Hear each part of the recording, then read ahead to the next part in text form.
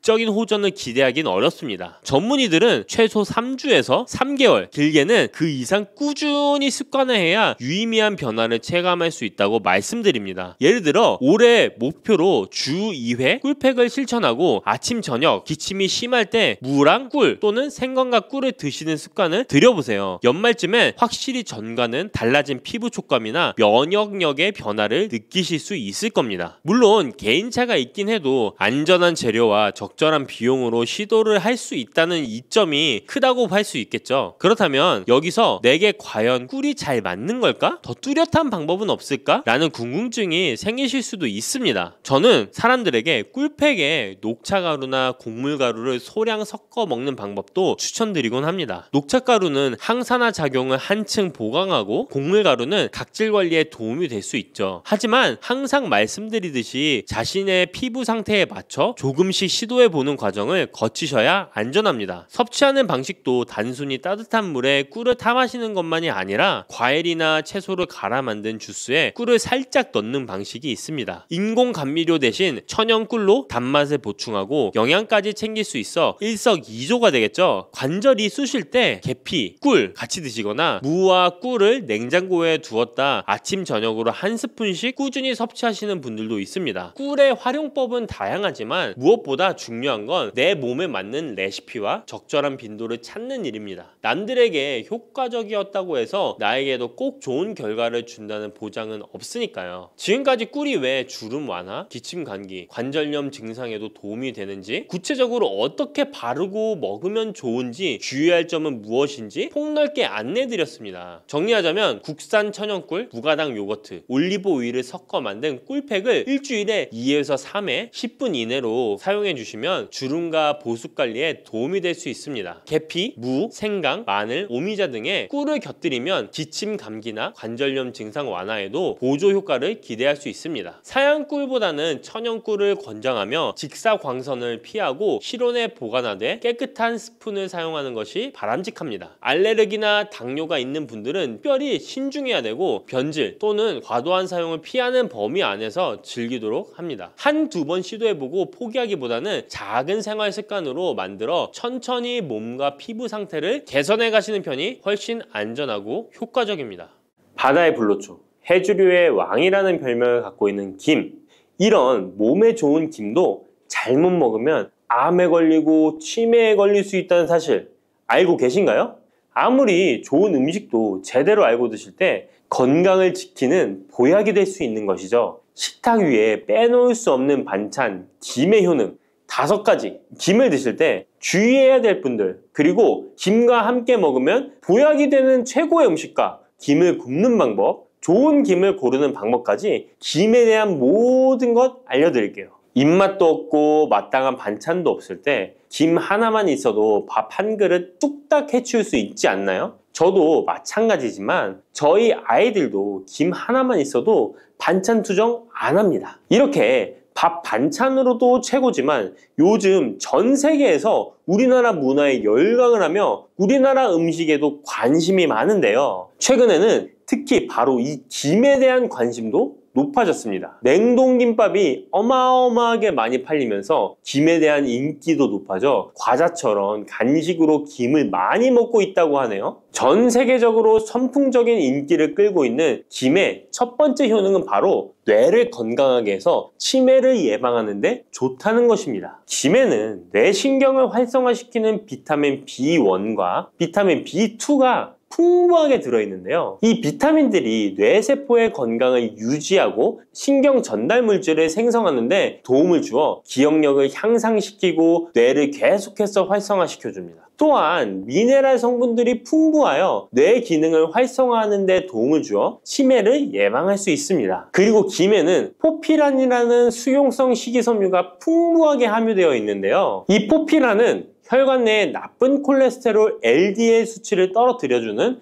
효능이 있습니다. 따라서 혈관 내의 혈전 생성을 막아주고 동맥경화도 예방하여 혈액순환을 좋게 함으로써 뇌에도 혈류를 원활하게 해주는 것입니다. 또 김에 함유되어 있는 알긴산이라는 성분이 있는데요. 이 알긴산도 콜레스테롤이 혈관에 쌓이는 것을 방지하고 몸 밖으로 배출시켜주는 역할을 해줍니다. 국립부경대학교 연구팀의 연구 결과에 따르면 알긴산은 혈관 내의 중금속과 노폐물을 흡착하여 제거하고 혈액 속 중성지방 및 콜레스테롤을 억제하여 피를 맑게 하고 성인병 예방에 놀라운 기능을 한다고 보고하고 있습니다. 이러한 성분들의 효능으로 뇌에 필요한 영양분을 충분히 공급하고 노폐물을 빨리빨리 배출할 수 있게 되어 머리도 맑아지고 뇌신경을 튼튼하게 해주는 것이죠. 이러한 김과 계란을 함께 드시면 엄청난 시너지 효과를 누릴 수 있는데요. 계란에는 비타민 B1, 2와 콜린이라는 성분이 풍부한데 이 성분들이 뇌신경을 활성화하는 데 큰 도움을 줄 수 있습니다. 그 이유를 살펴보면 콜린은 뇌의 신경 시스템에서 중요한 역할을 하는 아세틸콜린이라는 물질의 주 성분인데 아세틸콜린은 신경 전달 물질로 뇌세포 사이에서 정보를 전달하는 역할을 해줍니다. 바로 이 콜린이 충분히 공급되어야 기억력, 학습 능력, 그리고 인지 기능을 유지할 수 있습니다. 이뿐만 아니라 김은 계란에 부족한 비타민 C를 보충해주고 계란은 김에 부족한 비타민 D를 보충해줘서 서로가 정말 잘 어울리는 식품이 되는 것입니다. 계란과 김이 만나면 정말 뇌 기능에 필요한 보약이나 다름이 없는 것이죠. 김의 두 번째 효능은 식물성 단백질 공급원의 최고봉이라는 것입니다. 김에 함유된 단백질의 양은 소고기보다도 많은데요. 소고기가 단백질이 풍부하다고 알고 계시잖아요. 소고기 100g당 단백질의 함량은 20g이고요. 김 100g당 단백질의 함량은 30g입니다. 소고기보다 김에 단백질이 많이 들어있다니 놀랍지 않나요? 마른 김 5장에는 계란 1개에 함유된 단백질의 양이 들어있다고 합니다. 그런데 이 단백질에 식물성 단백질과 동물성 단백질이잖아요. 이 둘을 함께 먹을 때 더욱 흡수가 잘 되어 건강에 좋은데요. 이 김과 계란을 함께 먹을 수 있는 정말 좋은 방법 알려드릴게요. 김 계란말이는 많이들 해 드시잖아요. 반찬으로 만들어 먹기도 편하고 맛도 좋아 많이들 드시는데요. 그것 말고 계란김전을 알려드릴게요. 먼저 김을 먹기 좋은 크기로 잘라주시고요. 한쪽에 놓아줍니다. 적당한 용기에 계란을 깨주시고요. 속은 한 꼬집으로 약간 간을 해줍니다. 다음에 계란을 풀어줍니다. 이제 김을 2장씩 포개어 계란물을 앞뒤로 잘 묻혀준 다음에 기름을 두른 팬에다 부쳐주시면 됩니다. 정말 쉽죠? 이렇게 김과 계란을 함께 드시면 맛도 좋고 건강도 챙길 수 있는 밥상위에 보약이 된답니다. 세 번째, 김의 효능은 항산화 작용입니다. 몸 안에 활성산소가 많아지게 되면 활성산소가 세포를 공격하여 노화시킬 뿐 아니라 암세포로 변이시켜 암을 발생시키기도 하는데요. 김에는 이런 활성산소를 제거시켜 줄 수 있는 강력한 항산화 물질인 베타카로틴이 풍부하게 함유되어 있습니다. 대표적인 강력한 항산화 물질인 베타카로틴은 당근에 많이 함유되어 있다고 다들 알고 계시잖아요. 당근보다 김에 베타카로틴이 더 많이 함유되어 있습니다. 당근 100g에는 5.516mg이 함유되어 있고 김 100g에는 무려 22,500mg이나 함유되어 있습니다. 당근보다도 4배 정도 많은 베타카로틴이 함유되어 있는 것이죠. 놀랍죠? 오늘 놀랄 일이 많은 것 같네요. 이 베타카로틴은 우리 몸속에서 비타민 A로 전환이 되는데요. 비타민 A 하면 무엇이 생각나시나요? 네, 생각하고 계신 건 맞습니다. 바로 눈이죠, 눈. 비타민 A는 시력을 보호하고 야맹증을 예방하는 데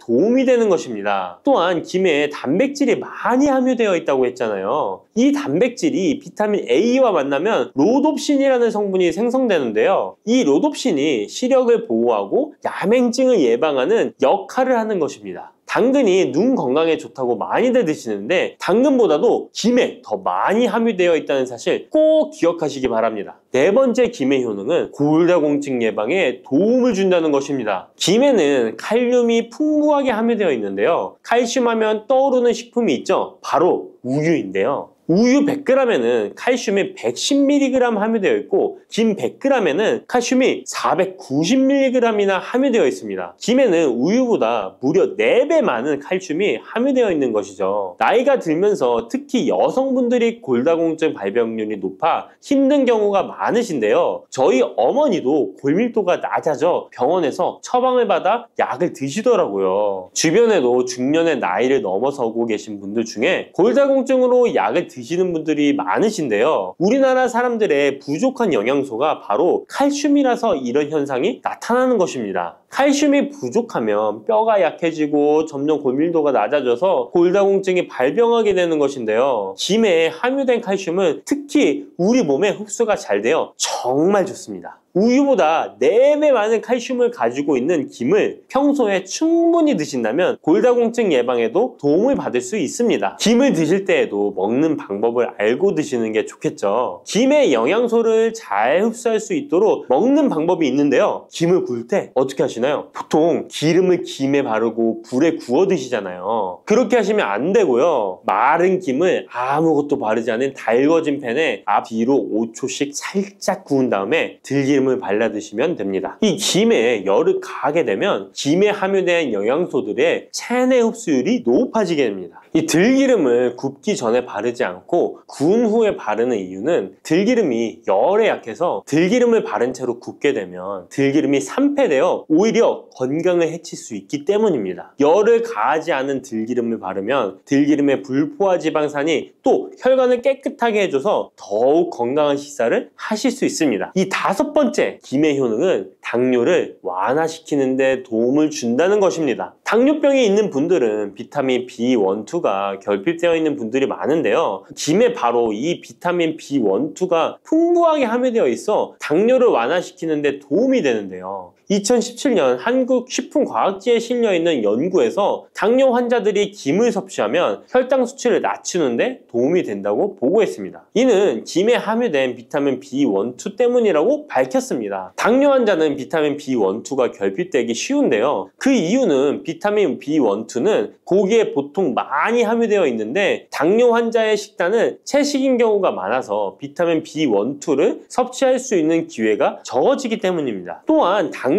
환자에게 처방되는 메트포르민 계열의 성분들의 약물이 비타민 B1, 2의 흡수를 방해해 비타민 B1, 2가 결핍될 가능성은 더욱 높아집니다. 당뇨 환자들은 고혈당으로 인해 신경이 많이 손상이 되는데요. 이 때문에 손발끝이 저리거나 통증이 오는 신경합병증이 발생하게 됩니다. 이 증상을 완화시키고 신경이 손상되지 않도록 보호하는 역할을 비타민 B1, 2가 해주는 것입니다. 이런 이유로 당뇨 환자는 비타민 B1, 2의 섭취를 신경 써서 해주는 것이 좋지만 말씀드린 대로 육류 식단은 또 당뇨 환자의 식단에 잘 들어가 있지 않죠. 그래서 비타민 B1, 2가 풍부한 김을 섭취하는 것이 당뇨 환자에게 정말 좋은 대안이 되는 것입니다. 비타민 B1, 2의 하루 권장 섭취량은 2.4mg인데요. 이는 자르지 않은 김 한 장만 섭취해도 충분히 섭취할 수 있는 양입니다. 당뇨가 있는 분들이라면 오늘부터 식사하실 때 김을 꼭 드셔야겠죠? 다만 시중에 판매되는 조미김은 기름에 구워지고 그 기름이 산패될 가능성이 높아 오히려 건강에 해로울 수 있으니까 알려드린 대로 마른 김에 기름을 바르지 않고 달궈진 팬에 살짝 구워 드시기 바랍니다. 그런데 이렇게 평소에 많이 드시고 계신데 잘못 드시면 건강을 해칠 수도 있다는 사실 알고 계신가요? 특별히 갑상선이 약하신 분들은 김을 섭취하는데 주의하셔야겠습니다. 갑상선은 우리 몸에서 가장 중요한 내분비 기관 중 하나인데요. 갑상선은 목 부분 기관지 아래에 위치한 나비 모양의 내분비 기관입니다. 중요한 여러 기능을 하지만 그 중에서도 특별히 대사율을 조절하는 기능을 합니다. 갑상선에 T3, T4 호르몬을 분비하여 우리 몸의 에너지 소비와 체온 조절을 하는데 중요한 역할을 하는 것입니다. 그리고 갑상선 호르몬은 신경 시스템의 정상적인 기능을 유지하는데 꼭 필요한데요. 이 호르몬이 제대로 분비가 되지 않아 수치가 너무 높거나 낮게 되면 우울증, 불안 증세,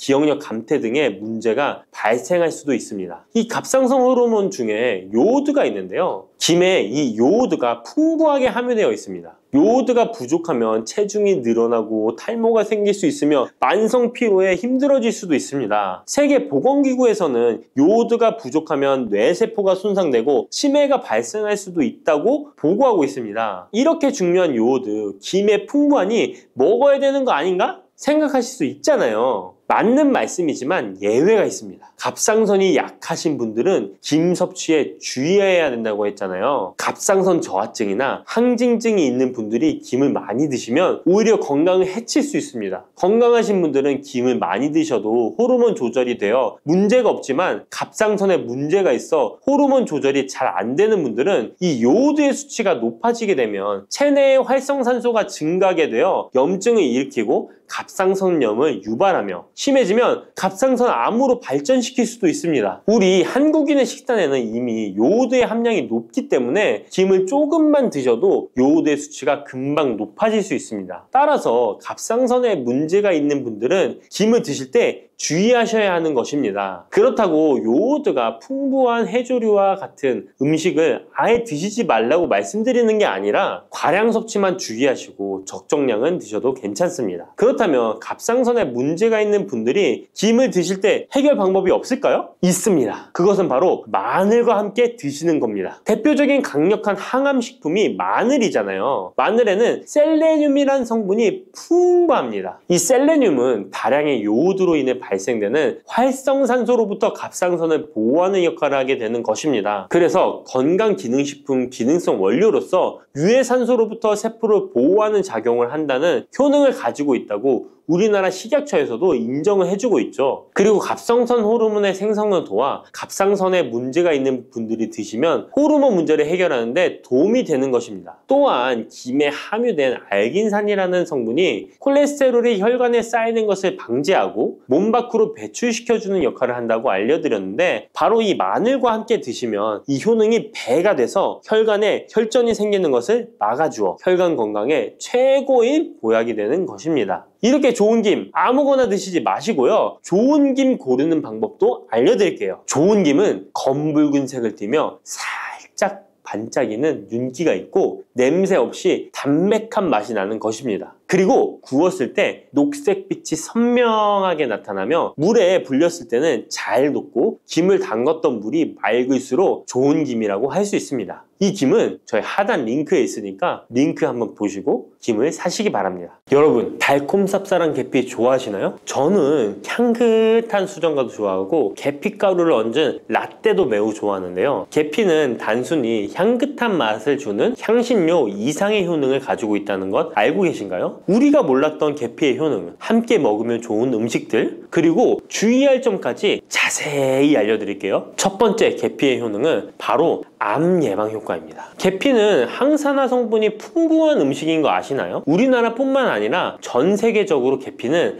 많은 사랑을 받고 있는데요. 향이 좋을 뿐만 아니라 계피의 효능 또한 뛰어나기 때문입니다. 계피에는 항산화 물질이 함유되어 있는데요. 이런 항산화 물질은 우리 몸의 세포가 노화되거나 손상되는 것을 막아주는 역할을 합니다. 특히 계피에 들어있는 시나믹 알데하이드라는 성분이 강력한 항암 효과를 가지고 있어 암세포의 성장을 억제하는 효과가 있는 것이죠. 연구에 따르면 계피는 특히 대장암이나 간암 예방에 효과적일 수 있다고 하는데요. 계피에는 항산화 물질인 폴리페놀이 풍부하게 함유되어 자유라디칼이라고 불리는 유해한 분자로부터 세포를 보호하는 역할을 합니다. 자유라디칼은 암 예방과 관련된 DNA 손상을 일으킬 수 있으므로 항산화 작용을 통해 암 예방에 도움을 줄 수 있습니다. 꾸준히 섭취하면 암 예방에 큰 도움이 될 수 있겠죠? 계피의 놀라운 효능 두 번째는 탁월한 콜레스테롤 관리입니다. 계피는 콜레스테롤 수치 조절에도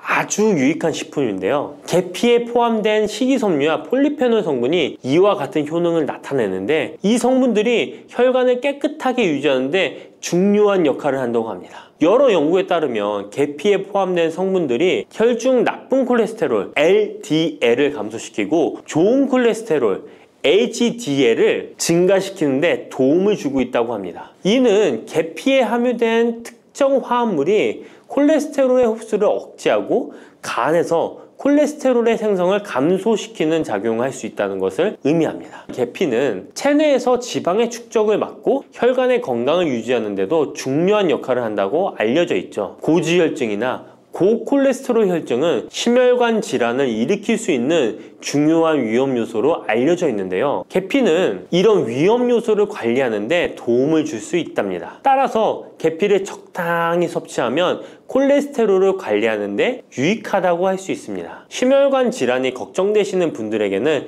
정말 좋은 식품이죠. 세 번째, 계피의 아주 놀라운 효능은 바로 당뇨병 예방입니다. 당뇨병은 많은 분들이 고통받고 있는 질병이죠. 주위에 당뇨병 때문에 혈당 관리하시는 분들 자주 볼 수 있는데요. 그런데 계피가 당뇨병 관리에 큰 도움이 된다고 하니 놀랍지 않나요? 계피에 함유된 크로모라는 성분이 인슐린 민감성을 높여주어 혈당 수치를 안정시키는데 도움을 줄 수 있다고 하는데요. 연구에 따르면 계피를 꾸준히 섭취한 사람들은 식후 혈당이 급격하게 상승하는 것을 막을 수 있다고 합니다. 또한 계피에 포함된 시네믹 알데하이드 성분이 인슐린 민감도를 높여주고 혈당 수치를 안정시키는데 도움을 준다고 알려져 있죠. 이 성분이 인슐린이 더 잘 작용하도록 돕기 때문에 혈당을 효과적으로 조절하는 데 도움을 주는 역할을 할 수 있습니다. 우리나라보다 더 계피를 좋아하는 인도에서 계피 섭취와 대사증후군에 관련한 실험이 진행되었는데요. 인도 델리 학교에서 대학에서 진행한 실험 연구에 따르면 대사증후군이 있는 116명을 두 그룹으로 나눈 뒤 16주간 한 그룹은 계피 추출물을 섭취하고 다른 한 그룹은 계피가루가 들어있다고 속인 가짜 약을 섭취하게 했는데요. 16주 뒤 확인했더니 계피 추출물을 먹은 그룹은 가짜 약을 먹은 그룹에 비해 대사증후군에 악영향을 주는 체중, 혈당, 콜레스테롤 등의 수치가 개선되었다고 합니다. 참으로 놀랍죠. 물론 계피를 꾸준히 섭취하는 것만으로도 당뇨병을 완전히 예방할 수 있는 것은 아니지만 식이요법에 포함시킬 수 있는 좋은 재료라는 점은 분명합니다. 네 번째,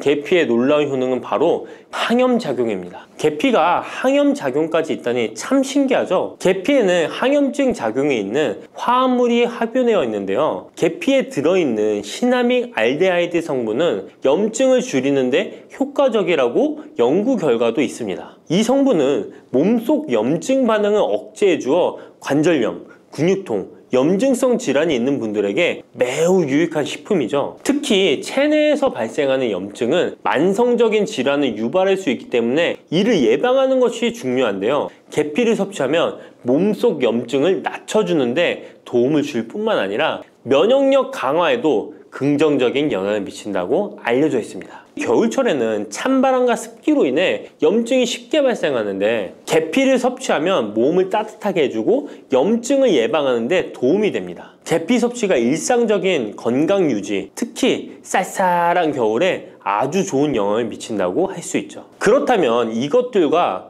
계피와 함께 먹으면 계피의 효능이 2배가 된다는데요.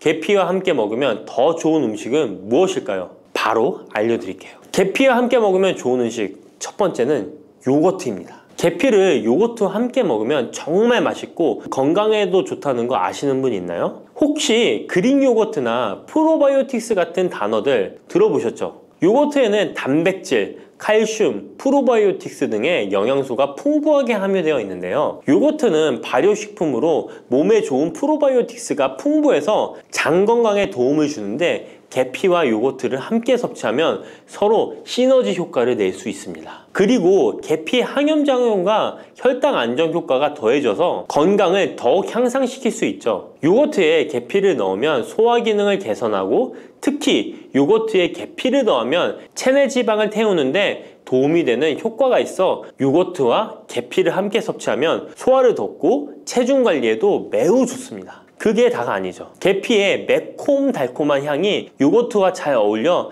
맛있게 즐길 수 있습니다. 요거트를 자주 드시는 분들은 꼭 한번 계피를 뿌려서 드셔보세요. 샐러드 드실 때 드레싱으로 요거트를 사용한 뒤 그 위에 계피가루 톡톡 뿌려서 드시는 것도 아주 좋은 계피와 요거트 활용법입니다. 계피와 찰떡궁합인 식품 두 번째는 사과입니다. 계피와 사과는 정말 잘 어울리는 조합인 거 아시나요? 사과에는 비타민C와 식이섬유, 항산화 성분이 풍부해서 면역력 강화와 소화에 도움을 주는 과일인데요. 계피는 당뇨병 예방과 관리에 도움을 주며 혈당 조절에 효과적인데요. 계피와 사과를 함께 먹으면 두 가지 재료의 장점이 더해져 더욱 효과적인 건강 관리가 가능하다는 것이에요. 그리고 이 두 가지가 만나면 체중 관리에도 큰 도움이 된다니 같이 안 먹을 이유가 없겠죠. 맛 또한 더욱 좋아지는데요. 계피는 사과의 달콤한 맛을 더욱 풍부하게 만들어주는데 서양에서는 디저트로 사과파이에 계피가루를 얹어